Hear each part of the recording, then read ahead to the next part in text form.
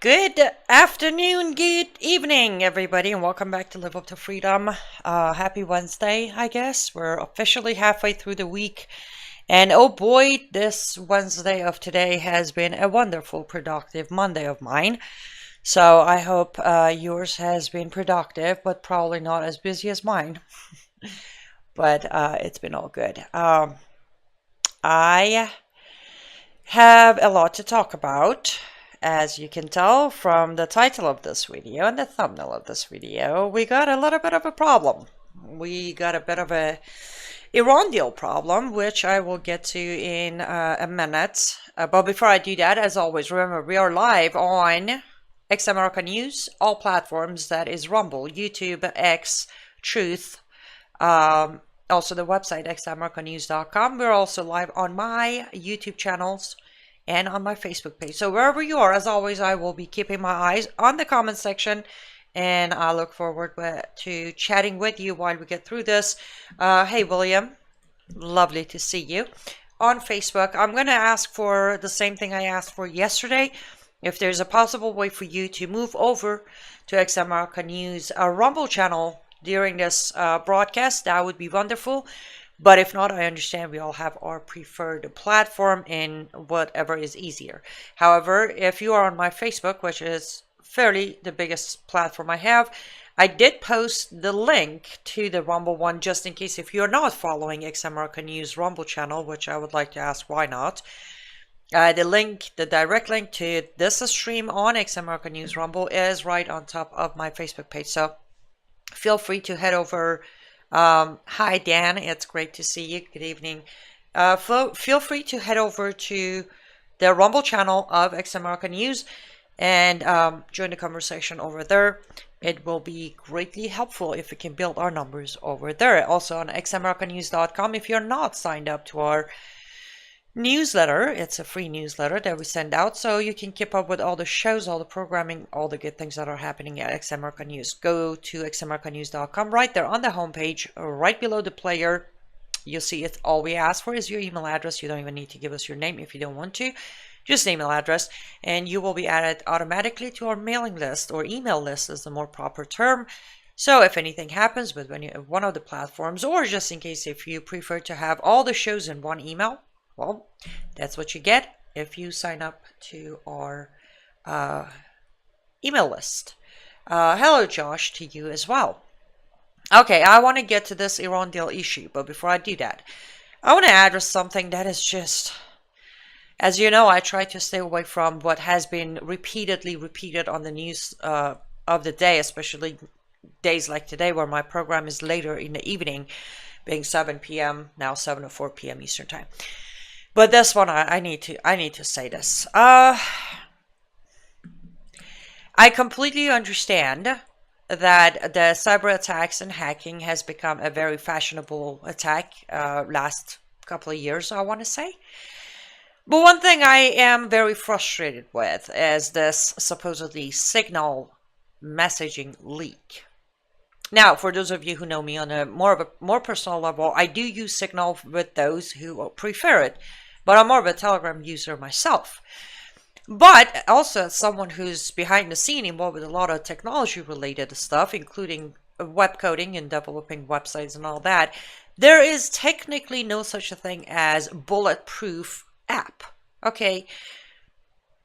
For anyone, especially the left out there screaming, this is a setup, this was that.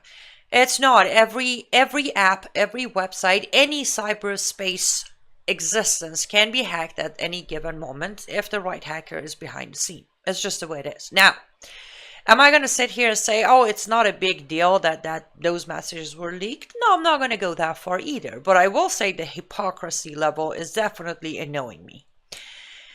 There has been so many times, a perfect example of it, as Will Johnson mentioned on his show yesterday, actually. You know, a private server email was completely fine for Hillary, right? With very much, way more sensitive information and documentation. But this one left is losing its mind, which again mentioned by another program on X America News today.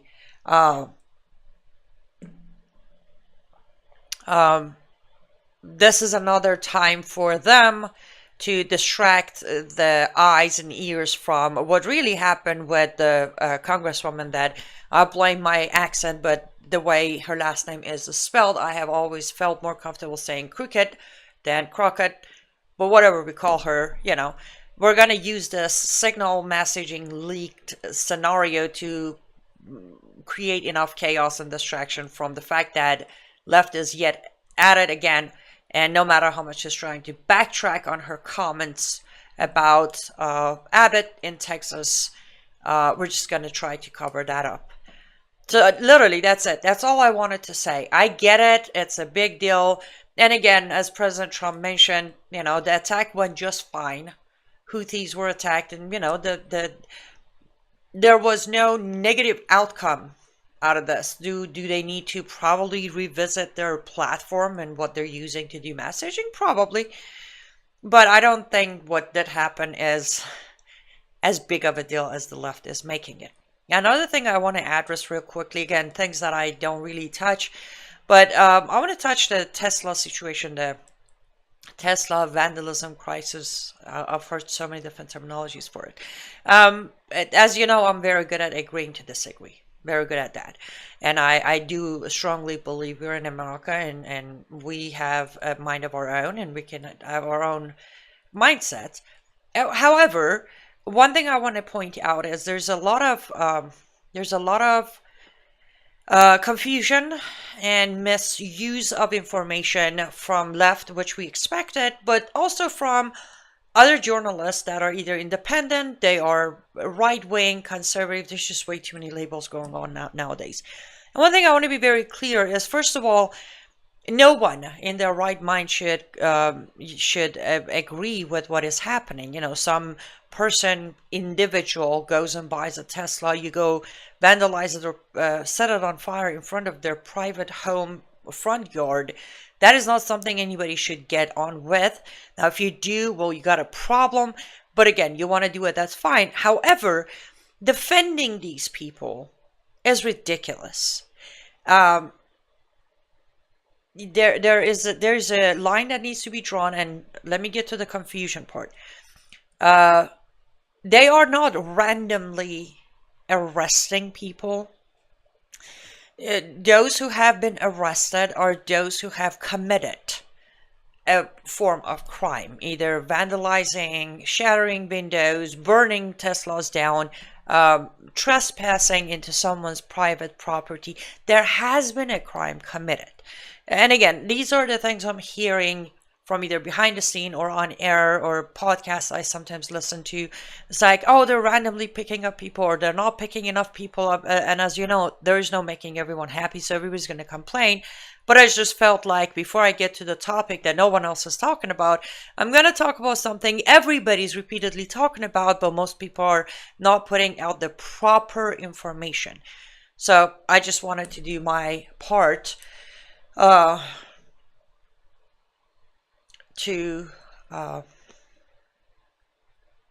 sorry, just trying to make sure I'm not missing any of the comments about these two topics. So I just wanted to put my information, or do my job as a journalist, reporter, whatever you want to call me, that this is what's happening. Nobody's going crazy with their power or lack of it. I personally am glad there are serious consequences, because at some point, I don't care left or right, but at some point this country needs to get back to law and order, and people need to start facing consequences when they decide to commit a crime, a legit crime. So that's that. Now let's get to it, because I actually have to wrap up my show 5 minutes earlier than normal. I absolutely don't have the luxury of going over, because excuse me, I have another show that I need to produce sharp at 8 p.m. So let's get to it. Again, this is barely being touched. So buckle up, and again, jump into the discussion and tell me what you think or how you feel about what's happening, or if you have questions. Let's go back to early March of this year, a few days ago. To be exact, I think today is the 26th. On the March 3rd, this happened. So about 20 to 22 days ago, President Trump sent a letter to Ayatollah Ali Khamenei, Supreme Leader of Islamic Republic of Iran. Now, again, that letter has also been mistranslated to so many different ways. I'm not going to translate this. I'm going to tell you what the letter is. The letter goes as, you have 2 months, 60 days, to comply and come to a new deal of Iran nuclear deal, or you will face consequences. That's it. I'm going to dissect this right where it's at, and then we're going to start, making progress into today. The very first thing I'm going to say, as someone who has been literally involved with any shape or form thought process of Iran nuclear deal from Obama time until today, I was pretty much, I will say this with a straight face, I was the very first person in America or any Western country to do a translation from Iran News, their own network, bring it up. I believe it was on Brown House Live in 2021 when I said, breaking news, the negotiation between Biden administration and Iran has started in direct negotiations back in October, but they haven't announced it yet. 2 months later, Biden administration came out and admitted to what I have broke 2 months before. So why am I putting this out? This isn't about I told you so. This is about I have the credentials when it comes to Iran deal. From the fact that I am an Iranian, I grew up in Iran, I watch Iran news, I know these people, from the fact that from day one I have followed through with everything that has been going on with Iran deal. So that sentence, you have 60 days to comply and come to the table for direct negotiations to come to term for a new deal, or you will face consequences. President Trump, I am extremely disappointed to know that after all this time, you and your administration somehow still believe diplomacy is the best solution. The slogan of Biden administration with Iran was diplomacy is the best solution. What else do you think Islamic Republic of Iran's regime, the mullahs, shall do for any politician to understand there is no diplomacy involved with these people? Genuinely, I am curious as to know what else does it take? What is the next thing they have to do for you, Mr. President, and your administration, which is actually right now one of my favorite administrations? You have so many people in your cabinet and your administration who are very familiar with the concept of Iran and the mullahs and IRGC. You have had members of your current administration who were not part of your administration or were giving testimonies as to what a danger Iran's regime is, what a danger IRGC is. What part of they are not going to make a deal, and even if they do comply and they do make a deal, they're not going to hold the end of the deal. What part of that is still unclear to your administration? A lot of Iranians, when I say a lot, I'm talking millions of Iranians, either those in America or those outside of America, voted for you or hoped for you to win because they were counting on one person who will understand a regime change is required in Iran, and that was you. To know that within last 20 days, and we're going to go over all of this, guys, bear with me. In last 20 days, you yourself and your special envoy person and your administration have been actively trying to get the attention of Khamenei, the supreme leader of Iran, to sit down directly with America and renegotiate is beyond my comprehension. It is. As I said, myself and many other Iranians, many other Americans, many other Christians were under the impression that President Trump, you will be the last person to try to come to a deal agreement with the mullahs in Iran. But unfortunately, it looks like you're still trying to prove that you're this great deal maker. Sir, there are times that even if you're the best deal maker on the planet Earth, you should avoid making a deal with the devil. And right now, that is what you're trying to achieve. And I have no problem losing support, followers, audience, or platform over what I'm saying. But the truth shall be said. And right now, despite everything good that you have either achieved or you're trying to achieve, this one move is extremely questionable for a lot of us who, as I said, have covered the idea of Iran deal from Obama time to today. When Obama made the deal, well, a lot of people were up in arm, all mad. It is amazing that this topic is not being addressed, and I have genuinely watched the conservative Christian alternative media to see if anybody's going to actually say this, anybody's going to address it, or for that matter, is anybody going to question it? Now, you have Tucker Carlson, who's going to warn us not to attack Iran because that's going to be too dangerous. That is a whole topic for a whole different time, and not that anyone attached to Tucker Carlson will ever watch my show, but if anybody somehow does, I'll be more than happy to join Mr. Tucker Carlson on his show, on my show, on private, to tell him why attacking Iran is actually not as dangerous as he thinks, and it is a much better idea than trying to make a deal with Iran. I'll be more than happy to provide that information. Now, something I said, let me just glance at comments just in case, and I do have my glasses here. Hey Scott, it's good to see you. This is a little few minutes ago, but let's read Scott's comment. The left attacking Teslas and private property is just a modern version of Crystal, I am butchering that word, but that's all right. When the Nazi broke store windows, threatened the Jews population in Germany. Yes. Or, as Steve Hook on his show said, it's no different than when the Democrat would burn crosses in people's backyards. It was crosses back then, now it's the Tesla. And thank you, Ken, for agreeing with me.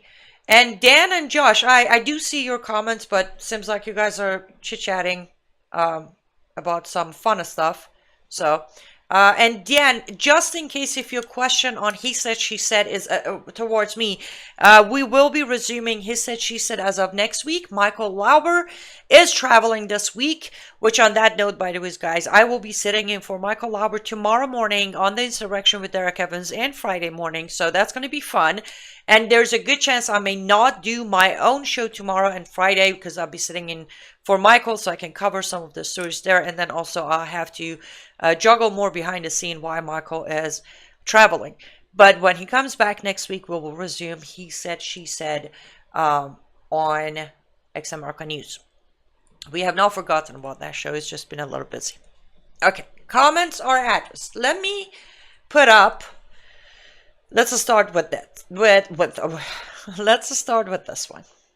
Okay, so I have this article. I'm sure you can find this elsewhere, but as you know, I go to Iran International for most of my news when it comes to Iran-related stuff. So let me narrow in or zoom in one name, one person that I have not been a fan of, and I have been pretty much waiting for her to be a little more obvious on. She's not as good as everybody else is hoping or thinking, and that is Tulsi Gabbard.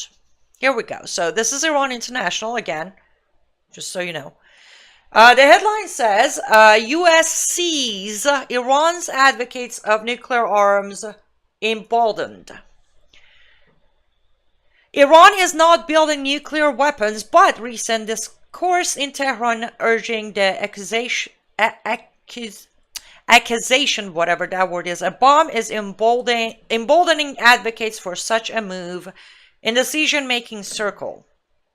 Tulsi Gabbard said this on Tuesday. This part is word by word quoting her as the intelligence community continues to assess that Iran is not building a nuclear weapon.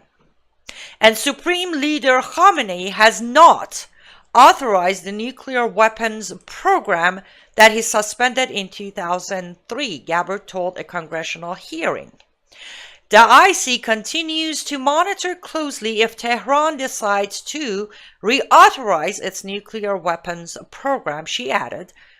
In the past year, we've seen an erosion of a decades-long taboo in Iran on discussing nuclear weapons in public, likely emboldening nuclear weapons advocates within Iran's decision-making. I'm going to leave this here because, as I said, I have to hop off a few minutes before 8. But, okay, number one, they're not making a bomb. So, Tulsi Gabbard, I have no idea where you guys are getting your intel. I don't know where you're getting your information, but I do want to know, how do you explain the contradiction between what you say versus what was being said during a Biden administration, before Trump administration, current administration, of testimony after testimony after testimony of the enrichment is getting here, uranium enrichment is here, they're getting closer to the bomb, Netanyahu coming out with a whole entire presentation of this is, they are not making a bomb based on your info. Are you kidding me right now? Or is this another one of those times that we're going to trust the wrong person with the wrong information until it's too late to get the right information? And I address this back to President Trump. President Trump, you were in the office for 4 years.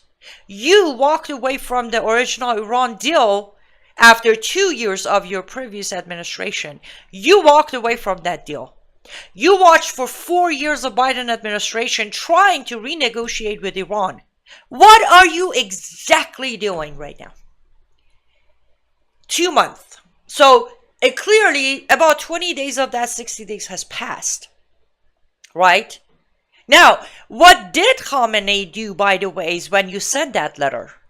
What did Khamenei do? He publicly rejected your letter, rejected your offer, and called you a bully, and called your letter a method of bullying by the West. And again, you absolutely don't have to believe a word I'm saying. All of what I'm telling you is out there, publicly out there. It's a question of, do you want to know the truth? Are you ready to criticize this new administration on a very dangerous level? Listen, I'm not sitting here criticizing the administration over some tiny itsy bitsy disagreement.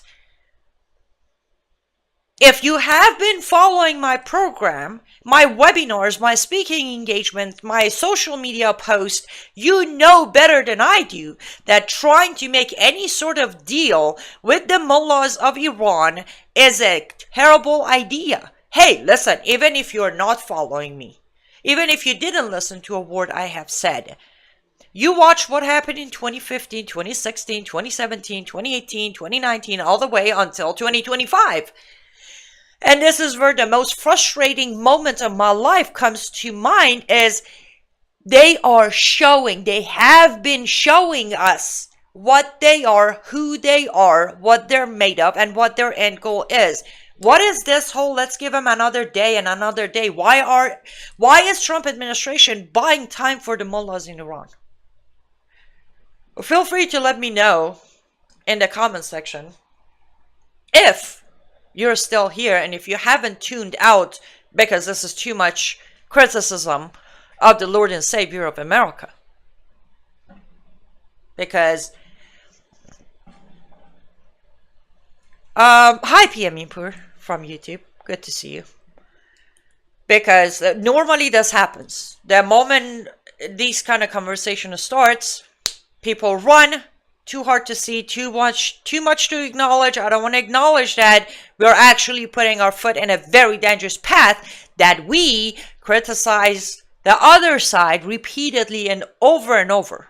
Now, I'm gonna do what is it?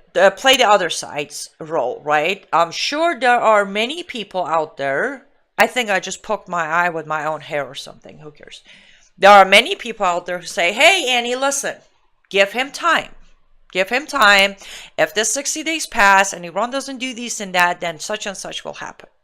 Here's my response to those of you who say give him time. First of all, this is a specific topic. The situation of Iran, okay, the circle around Islamic Republic of Iran, the land, the country, the terrorism, the leadership, the regime, the terrorist groups they have started and continue funding. This whole thing isn't a new subject for Trump administration to need a minute to understand. So no. Anyway, President Trump been here, done this the first time around. This isn't a topic to wait on. Give him a minute. And let's not mention, since January 20th, when Prince Pahlavi sent a letter to President Trump addressing a possibility of sit down with him and telling President Trump that he has the opportunity to make history in the Middle East and possibly go beyond Abraham Accords and do a Cyrus Accord. That was January 20th. That was about 45 days ago. 45 days ago. President Trump has not addressed that letter. President Trump has not talked about that letter. President Trump has not made an appointment to sit down with Prince Pahlavi. None of that. Now, here's where I say, is this why Prince Pahlavi is not receiving an answer? Not even a no thank you? Is it because we're hoping that somehow through diplomacy we're going to make a deal with Iran? And then the mullahs are going to actually commit to their promise? Is that the delusion we're working around? Because I was curious. And funny enough, when I brought up the whole, why is Prince Pahlavi not being addressed? Why is he not being, his letter is not being acknowledged? I was told by fellow reporters and journalists who are either Republican or conservatives, like, listen, there are more important things to be addressed, so just give him a minute. Well, I did. We did. Those of us who are paying attention to the other side of the aisle, that is pretty dangerous to our country, we did. But instead of Trump administration addressing Prince Pahlavi with a possible solution to this whole crisis of Middle East, they decided to write a letter and send it to the mullahs, not just the mullahs, the supreme leader of Islamic Republic of Iran, who, as I said, publicly immediately came back and said, you're a bully and this is a method of bullying, so no thanks. Why are we even continuing the 60 days countdown? The guy came back and said no. And please tell me if any of this is just my own little crazy head. Because isn't that what the negotiation is? You made an offer, they shut it down immediately. What's the next step? Oh, I'll tell you what's the next step. The next step was for the special envoy to Middle East to try to work their way through the Iraqi prime minister into Khamenei's ear. I'm going to tell you, if this was happening under Biden administration, and I would come out and say the same thing with a Biden administration instead of Trump administration, you guys would be my cheerleaders out there like there is no tomorrow. But I'm pretty sure you're not going to be my cheerleaders today, because it's not Biden administration, this is not Obama administration, not even Bush administration. The term, unfortunately, I'm using is Trump administration. But again, it is my job, it is my duty as someone who has promised about 10 years ago that I will always tell you the truth when it comes to the dangers of Islam, Islamic regimes, Islamic terrorist groups, and the mullahs in Iran. I will always tell you the truth. So there you have it. Trump administration is actively trying to negotiate with Islamic Republic of Iran. Direct negotiations. And as I said, some of the terminologies are crazy. Let me see if I can put this up real quick. Because I have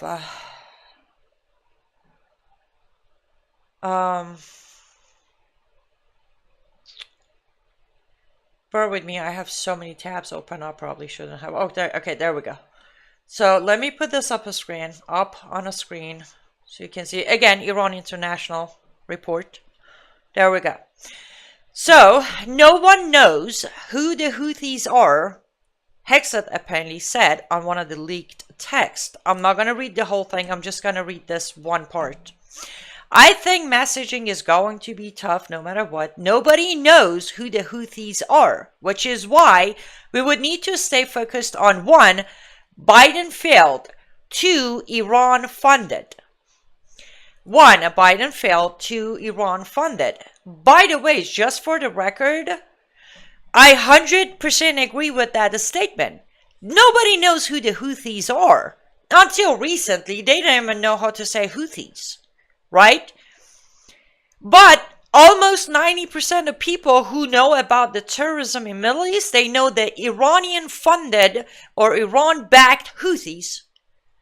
So right there, Iran-backed. We have Hamas, known as Iran-backed.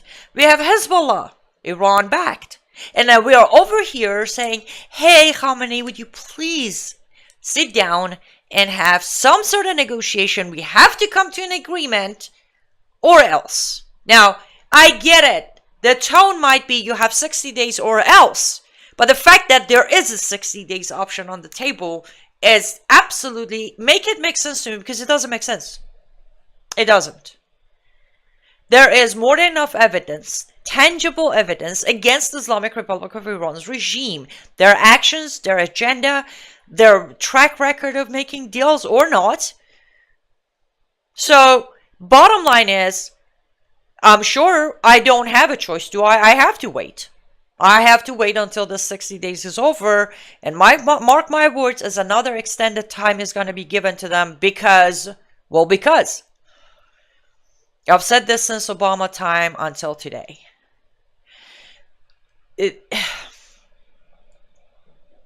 Trying to make a deal with Iran's regime is ridiculous. And unfortunately, as I said, right now, there is no possible way for me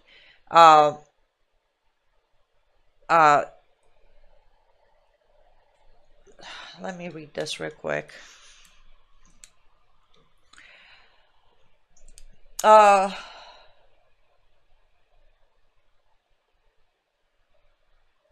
says you cannot negotiate with tyrants. Tyrants need to just disappear. Yes, Dan. And I believe that's something of what my title is. You can't negotiate with tyrants. You need to stop them. And this goes back to the Barbary Coast, maybe further. Correct. And then Josh says,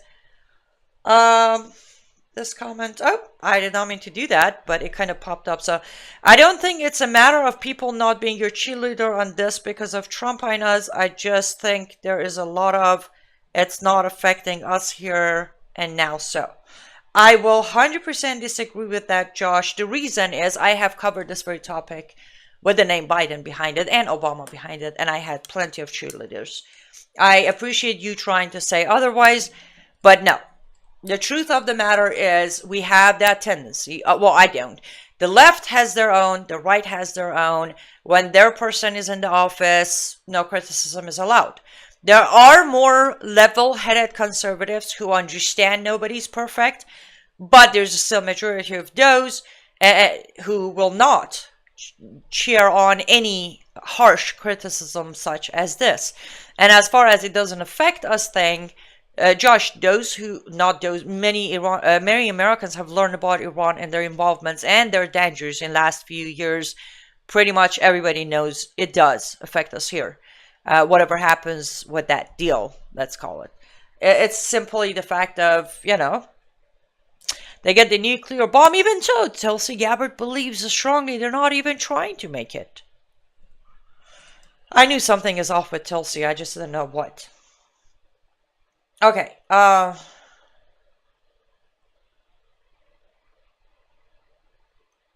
okay, I am going to catch up some of the comments on Facebook and YouTube. I do apologize. So we have a comment from JD on X. If you think about it, it's ridiculous to defend your own sovereignty while destroying another country. It's hypocritical. Who's the aggressor? That is the real question. Stay in your own country. That at least should be clear even to you. Israel now owns a third of our navy to terrorize the Middle East. Gotcha. JD, you're a little unclear on what you exactly are siding with. But you are saying Trump has no choice. Israel right now is mimicking Hitler marching through Poland. Gotcha. JD, I have no idea how we're gonna stretch the Israel thing into Trump administration trying to make a deal with the mullahs in Iran, but I could try to find a long enough extension cord to do that, honey. This topic has nothing to do with Israel whatsoever. Actually, if it was up to Israel, probably they would just nuke. They would take out all the nuke stations in Iran. So that is a discussion for another time that we can discuss the whole Israel. And by the ways, technically, I think since you use the word ridiculous, I think it is ridiculous when you put Nazis and Jews in the same sentence, unless you're a Holocaust denier, which then in that case, feel free to put those two in the same sentence back to back. But yes, what you're saying has nothing to do with Trump has no choice, unless you're trying to imply that Trump is under Netanyahu's thumb, which then that is something that we could discuss, but that's definitely very inaccurate. As I said, a lot of actions and reactions by Israeli government for last very much, at least a decade, has been affected by decisions of presidents in the US. Either they call and say ceasefire or call and say not ceasefire. So the reverse could apply. You could say a lot of actions of Israeli government is controlled by the administrations in America, but the other way around doesn't work. But again, I believe this is America, so you can think what you want, even if it's very irrelevant. You need to be an advisor in Trump's administration. They seem too unaware about the realities in Iran. Scott, I would love to. I would very much love to, but I will say that I don't think I can agree with them being unaware. Again, a lot of these people in Trump administration previously have warned about the dangers of Iran. Now, why is Tulsi Gabbard suddenly sitting there saying Iran's not making a bomb? It's Tulsi Gabbard. I have had my issues with her. But the rest of them, they are fairly aware. And again, who can at this point not be aware? Seriously, Iran has made plenty of dent for everyone involved with politics. As far as administrations, forget about us who constantly talk about it. But they have left enough footprint for everyone to be aware. But yes, I really wish, forget about me, there are so many other people out there who have the proper information and the ability to properly translate everything that's on the table to give better advice to President Trump. But again, being it, President Trump have faced this people, this regime, and nothing has changed as far as the regime. It's still the same Khamenei he dealt with during his first administration. So as much as I want to go through that, give him a free pass because he's getting bad advice, I can't, because again, he's been here, he's done what he's done. If you walked away from a deal 2 years into your first administration, I'm not sure why you want to try to make a better one. There's no making a better one. And yes, Josh, no one is perfect. I don't know if you're referring to Trump by saying no one is perfect, or are you referring to the cheerleaders? But either way, no one is perfect only applies to a certain limit, at least in my life. I know I'm not perfect either, but there's a limit to how much free pass can be given to one individual of any position, any level, until you're like, okay, I get you're not perfect, but you don't have to be stupid either.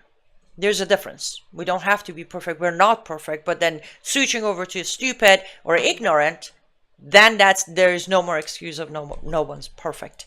At least I try to live my life that way on any level, personal, professional. I try to keep that balance. There's so much free pass you can give one until you can't. But yes, nobody is perfect. Anyhow, it is so weird that I have to keep an eye on the clock this closely. Yes, okay, we have about a good 25 minutes. So, thanks, Dan. I know, I just got the chance to fix them. I apologize. Apparently, JD, you were still putting comments in and I didn't see them. Done with Palestine, now Yemen, then to Iran, proving aggression beyond what was. And I'm guessing you're referring to Israel because you have the Israeli flag. Even though it's a little outside of my topic, but I will address this. Putin would vaporize three countries all at once if that would happen. It's obvious we've been with Israel since the beginning in 1948. Be realistic at least. Trump has already assassinated leaders in Iran, and still the blood loss isn't enough. Okay, you're kind of all over the map, so I'm going to try to narrow this in. As far as oh, okay, there you go. So the last comment can help close this in. Still, you will not admit that the America and Israel is the aggressor is ridiculous. Remember that word. I do remember the word ridiculous. Actually, it was one of the early English words I learned, believe it or not. No, I will not admit to what's not. I will not admit that America or Israel, for that matter, are the aggressors. And I will tell you why. I'm not admitting to that because I'm a Zionist. I'm not admitting to that because I'm a proud American citizen. I will not admit to that because I'm an Iranian ex-Muslim raised by the Islamic cult. That is why I will not admit to that. The aggression, or aggressor as you like to call it, let's start with what you call Palestine, but there is no Palestine, so I'm going to go for Palestinians. Palestinians have been given all options to have a life peacefully and quietly. They don't want it. They want more. They don't want it. They don't want it. There have been negotiating. See, that's the thing. Negotiating with either Hamas or the mullahs in Iran. It's the same result no matter what you try to negotiate. They want more. Because they want more. Why? Because their cult, Islam, demands global caliphate. What is global caliphate? The entire world needs to be Muslim. Or second-class citizens, minority under control of Islam and Muslim leadership. So, they have been given options. They chose, majority of Palestinians chose to pick Hamas as their government. So, if you want to be realistic, let's put it this way. If majority of people are going to pick a government that is known to be a terrorist group, outside of Israel, I'm not even talking Israel right now, I'm just talking Hamas, to be known as a terrorist group or jihadist group or Islamic terrorist group, or as people like you would like to call them, radical Islamist, that will tell you the mindset of the people. They prefer the chaos, the aggression, the war, and the bloodbath. They had the option to pick a different government. They picked Hamas. They picked their guardians to be killers. So that's for that. Now let's come to America. Between the discussion I'm discussing today, America versus Iran. Iran and America were allies anyways until the 1979 revolution. The very first act, America had not, Carter was all about the mullahs, right? Go mullahs, down with Pahlavi Shah. What did the regime of Iran do in 1979? What did they do? Stormed the U.S. Embassy in Tehran, took all the Americans, kept them for 444 days, tortured them, starved them, terrified them. What did they want in return, by the way? Shah of Iran to be returned to Iran. So again, who's the aggressor here? I know it's so much easier to go with the narrative that's been fed to you through different mainstream media, legacy media, conservative media, the left media, the right media. But with me, I come from there. I grew up within that area, and I'm pretty good at remembering history. So when you go back, in any angle you look at it, from Islamic point of view, from Hamas point of view, Palestinian point of view, Iranian point of view, mullah's point of view, I cannot admit to what's not. But I will respectfully respect your decision to side with the aggressors because your hatred for Israel and America, or maybe your anti-Semitism, is greater than facing reality. That is completely something I can let you have. But I can't join you on that delusion, unfortunately. Okay. Oh, and by the way, one more thing about the assassination of the leaders. So I'm guessing you're referring to General Qasem Soleimani. So they took out Qasem Soleimani not because this guy was the role model, top leader, good citizen, walking around minding his own business. No, he actually tried to storm our embassy in Iraq, just like they did in 1979. So what Trump administration did is called retaliation. And if you read the declaration of international laws by UN, if an enemy tried to attack you, you are allowed to retaliate. Now, if the enemy failed to achieve their goal of the attack, but you achieved your goal in retaliation, a lot of people like you would blame you because you become the bad guy because you actually achieved your goal, which was taking out Qasem Soleimani. But by international law, declared by United Nations, a retaliation against an enemy who started or basically attacked you first is absolutely legal. There are no problems with it. So that's what happened with Qasem Soleimani. And blood lost is not enough. Unfortunately, when you're dealing with terrorists, they have nothing to lose. They celebrate death more than they celebrate life. As Prime Minister of Israel said many years ago, as long as they celebrate death more than life, we will have to face these issues. And that's what's happening with it. We could all go on with our lives and that Islamic terror will continue. Now, the question is, you want to just keep taking it until all of us are taken out? Or do you prefer a government or an administration that will actually defend us when it comes to the enemy trying to attack us? To me, I prefer a government or an administration that has what it takes to defend its citizens. Same thing with Israel, On October 7th, Hamas attacks Israel. Israel retaliates. Now, I know people like you think Israel is the bad guy, right? They killed the innocent Palestinians. But again, it was a retaliation.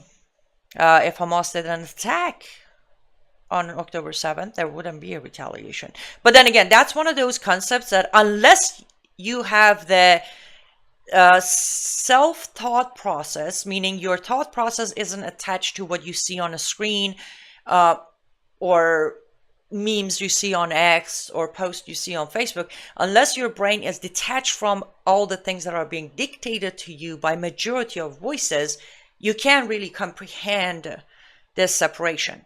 So it becomes the easier path to blame Israel and America. And let's not mention, to be fair, since Obama administration, it kind of became a fashion that you're cool if you hate America, you're cool if you're anti-Semite, you're cool if you think poor Muslims are just being oppressed.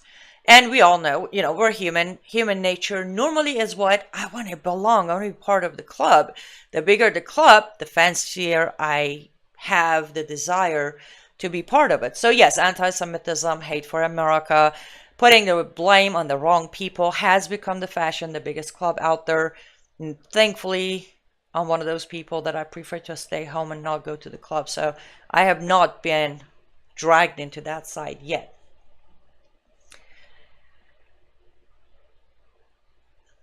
Thank you, Payman John. Well, I don't know how old you are, but yes, I'm pretty old myself.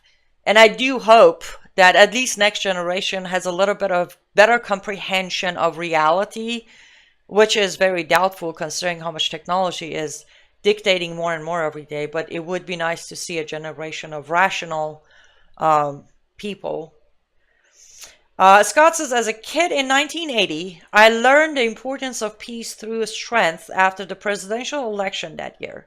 When Reagan took office, the hostages were released just as he was being sworn in. Yes, Scott, it was, but I need to put a note in there, and I need a full presentation on this. Reagan played no role in release of the hostages. We need to be very clear on that. Carter managed that, and how did he do it? He became the first American president to actually legitimize the Islamic Republic of Iran's regime. He agreed to the negotiation. He released all the frozen assets, and that's how he managed to release all hostages. Even though for a long time it's been said Reagan had something to do with it, he didn't. Carter is the one who got them freed. Uh,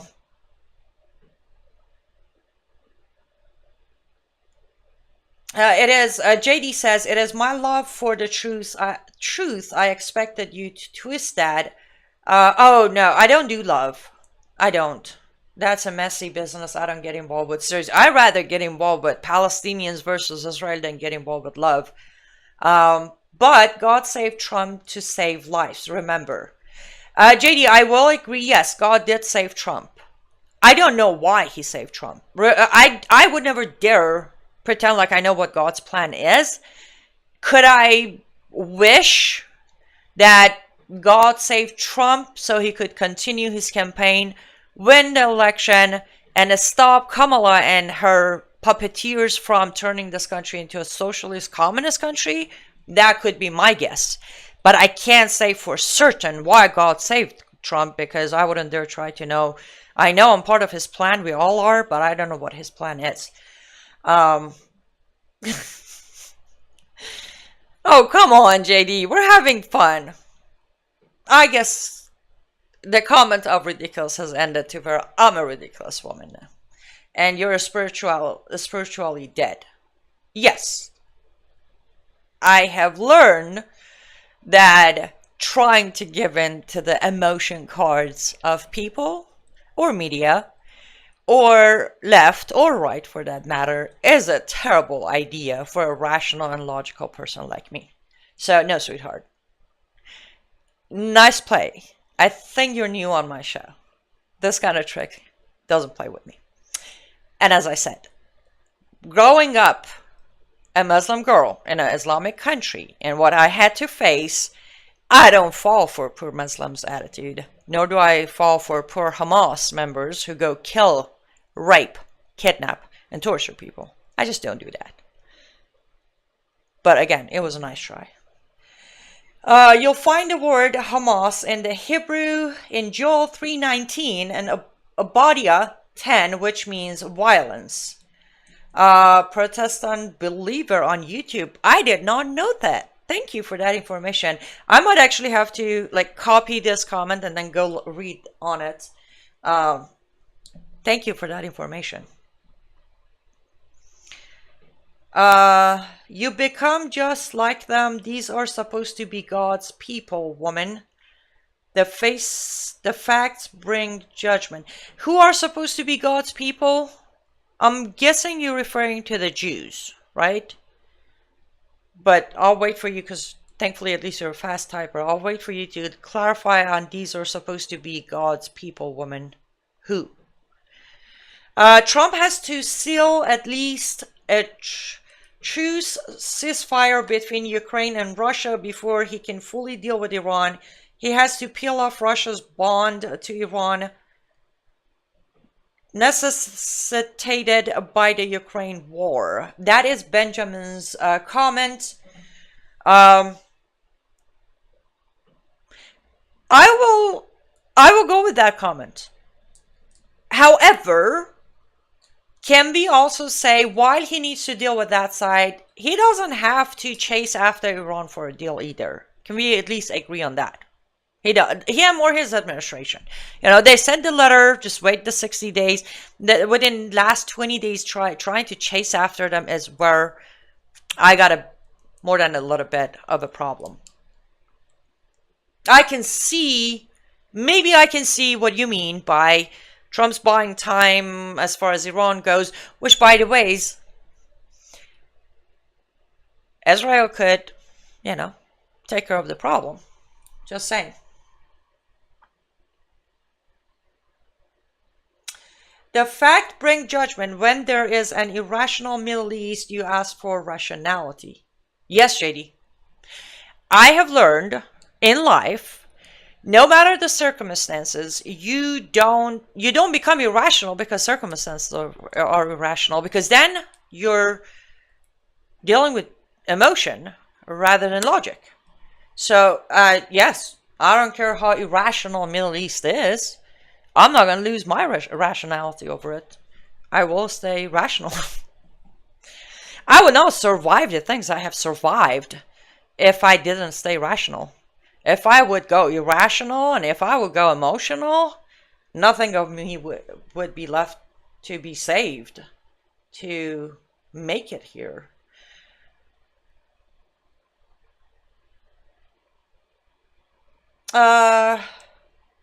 Okay, I missed something on Rumble. Josh says Aynaz is sassy enough that she may just grant that wish, then. Uh,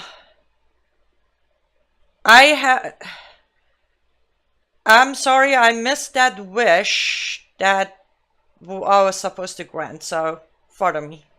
I will try to do that.